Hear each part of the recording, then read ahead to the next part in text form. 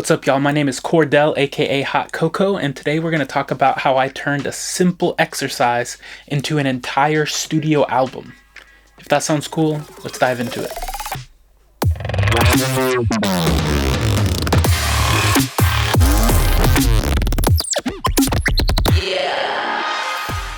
Alright, so I know it sounds crazy, but that's literally how my latest album, Uchronia, came to be. I took a really simple exercise I'm going to break down for you right now, and I just did this a bunch of times over a period of time, and it ended up turning into an entire studio album. I identify as an autodidactic polymath. So what that means is auto is self-didactic is like learning. So I love learning about things myself. So I didn't use a class or a teacher or anything like that. I kind of came up with this exercise structure and went through it myself at my own pace. Polymath is just someone who likes to become very skilled at many different things, really curious and interested in a lot of different things, sometimes known as like a Renaissance person or something like that. And so yeah, I wanted to get pretty good at piano, pretty good at bass, pretty good at saxophone, pretty good at drums, pretty good at sound design. I wanted to do all of those on my own time and my own pace. And so this exercise made it really easy for me to know exactly what I was doing each day. I knew how far I was going, how much I had to go beyond where I was, and it just gave a really nice structure to all of my musical sessions for a long time. So here's the exercise. Each key on the circle of fifths, first you learn the scale, the formula that I'll give you, then you improvise, just have fun, just playing around, feeling the instrument, thinking about how the sounds come across to your ears, just play, just pure play. And then the third step is to record something, preferably over some drums or over some rhythm so that you have a tempo and a groove. If you can do the scale, play around and improvise, and then record something, that's the exercise. Really, all you need to know to do this exercise is something called the circle of fifths. This is a music theory tool that is used the world over as far as Western 12-tone equal temperament music. There's a bunch of physics that are involved that I'm not going to get into here, but really all you need to know is that each of these slices of the circle of fifths represents a key. I'll get into more detail in a bit, but really what I did is I chose an instrument. I started with piano, and I just went through the circle of fifths, and I did several things. I'm already a trained drummer and percussionist, so I kind of leaned heavily on that in terms of having a strong foundation to build upon all of these different instruments and techniques I'm going to go over. But really I have a bunch of recordings of me on the live drum set that I have in a bunch of sample packs that you can get in the link below if you want to. But yeah, I recorded a whole bunch of myself on drums. Sometimes I would do finger drumming and like live loops and stuff like that, but for the most part I would record a drum loop. Then, like I said, I started with piano, but I did this exercise with electric bass and ultimately with saxophone as well. So I went through this whole thing 3 times. At the top of the circle of fifths, you have C. This is the easiest place to start because in a major scale, C is just all the white notes on a piano. Now, to understand how to do a scale, you can use what's called an intervallic formula or an interval formula.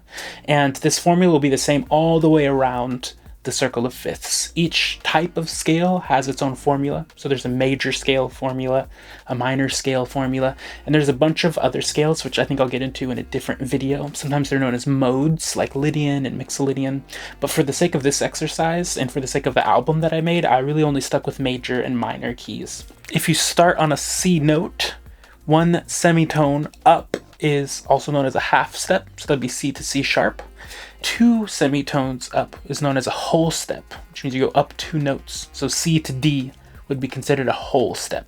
So the C major scale is whole, whole, half, whole, whole, whole, half.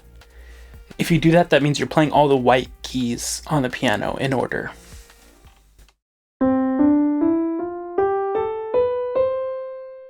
That's the scale, and you can go up multiple octaves. You can do both hands, you can do one and then the other, you can do different patterns. There's a whole bunch of really interesting ways to make scales more fun and engaging, and that's the key to this exercise, is making each step fun and interesting. It's really got an element of play to it. So after I learned the scale, and I've been able to play the scale with both hands, what I did was I improvised, and so I just kind of played around. Now that I know the notes in that scale and in that key, I can then play around with those notes. So that's, figuring out chords and doing chord progressions and bouncing around different melodies.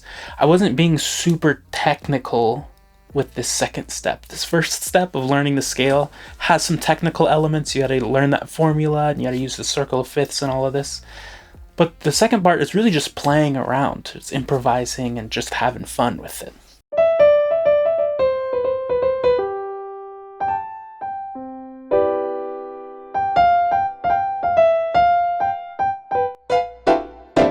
There's literally no wrong answers. I think that's the key. This is the key to unlocking the part of having fun, is like, just do whatever you want, really. And if it's not fun, then dial it back. Or if it's too much fun, dial it forward. Yeah, and so after I've spent some time improvising and playing around, the last step is to just record something. And so like I said, I'll usually have a drum loop going. I'll listen to the drum loop and then I'll just jam and vibe over the top of that drum loop. I record for maybe 15 to 20 minutes and just get a whole bunch of raw material. So that whole process of learning the scale, improvising, and then recording something over a drum groove, that's one step for one part of the circle of fifths. If you then go to the right in the circle of fifths, so after C you have G, it changes the notes by one black key, is one way to think about it, right? You're adding one sharp in there. So now we're on G. If you start on G, the formula is exactly the same. Whole, whole, half, whole, whole, whole, half. When you stick with that formula, you're still doing a major scale. But if you start on G, you end up having one extra sharp in there, as opposed to all white keys.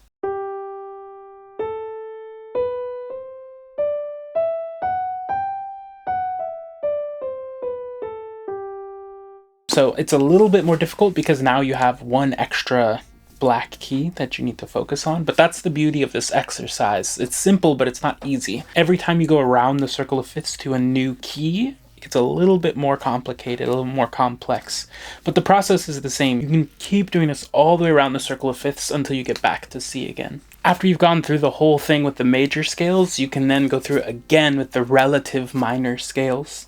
Emotionally, generally speaking, major scales are brighter and more optimistic, and minor scales are darker and more ominous. It's nice to be able to play them and know how they feel and hear the difference. So for C major, the relative minor is A, and by relative, that just means it's got all the same notes. So the scale is actually the same, you're just starting in a different place, is one way to think about it. So if you start on A, your minor formula is actually a little bit different. So just like the major scale, you start on the root, and then it's whole, half, whole, half, whole. Remember, a half step is one semitone, a whole step is two semitones. Then again, you go through the same thing as we did before. So you learn the scale, the minor scale in this case, then you improvise in A minor in this example, and then you record some stuff in A minor. And then you get to go through all of these again. So after A minor, you can do E minor, which has one sharp in it, just like G major does. It's the same notes as G major. You're just starting in a different place, which gives it a different tonal center, which tends to give it a different kind of emotion. So if you're playing along at home, that means there's 12 major scales that you're going to learn, and then 12 minor scales that you're going to learn. I would put each scale as its own day. So when I'd wake up in the morning, I would just work on my G major scale, play out the scale, improvise on the scale, record something, and that would be my thing for the day. So it would take about a month to get through all of these for one instrument. Less than a month to be able to practice all of your scales. Just as a simple exercise for getting your head wrapped around music theory and getting your hands on an instrument, it's really nice. So I did the same thing on electric bass. I don't have one in this studio right now, unfortunately. But it's literally the exact same thing. But in this case, I had a bunch of piano and a bunch of drums recorded already. So first I would learn the scale on bass. So I started with C major again. I learned the scale, then I would improvise on that scale, and then I would record some stuff. I did that with all of the major scales and all of the minor scales, all of the keys around the circle of fifths. And then finally I did the same thing with saxophone. So I'd go out into the woods in Rock Creek Park was my favorite place to do it. And I would learn the scale, learn the fingerings for each scale. I would improvise in each scale. And then at this point I had recordings of drums, piano, and bass. and I would listen to those recordings and then just jam on them and record myself, usually with field microphones, but sometimes I would do this in the studio as well. Then I had all of this raw material of recordings on piano, recordings on drums, recordings of electric bass, and recordings of saxophone, and that's when I put it all together in Ableton and did a bunch of processing and arranging and cutting and editing and chopping things up and adding other electronic experimental noises and stuff like that. So there's a lot more to it than just this exercise, but the heart of the whole album actually came from this exercise. So each track on the album is actually a different key, but that's why every song on the album actually has live saxophone, live electric bass, live keys, live drums, and then a lot of processed stuff. It really taught me a lot about music theory, about embodiment of exploring in an instrument and sound. This whole process is about a year, going from doing this whole exercise on piano, whole exercise on bass, whole exercise on saxophone, recording all of it, and then processing all of it, and then mixing it all down. Yeah, it's quite the journey. And you can hear it when you listen to the album itself. Like straight out the gate, you can hear the live feel on the keys, you can hear the saxophone that's just getting down on it, the electric bass, and then the live drums. And then you can hear how I evolved and morphed those and added extra elements and like created heavy electronic drops that still have this human feel to it. And that human feel just came from embodying my interaction with these instruments. And like I said earlier, just having fun with it. So go out and try it. I can't wait to hear what you make. If you thought this was helpful, don't forget to like and subscribe. Put a comment down below if you have any further questions, or if you have your own musical techniques that you think would be really helpful for the rest of the community here.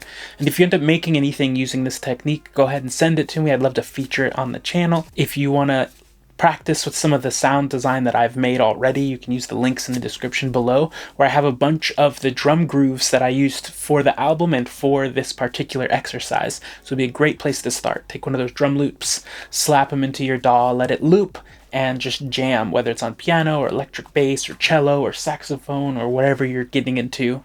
It's just a great way to find a groove and explore. Until next time, I'll see you in the next one. Peace.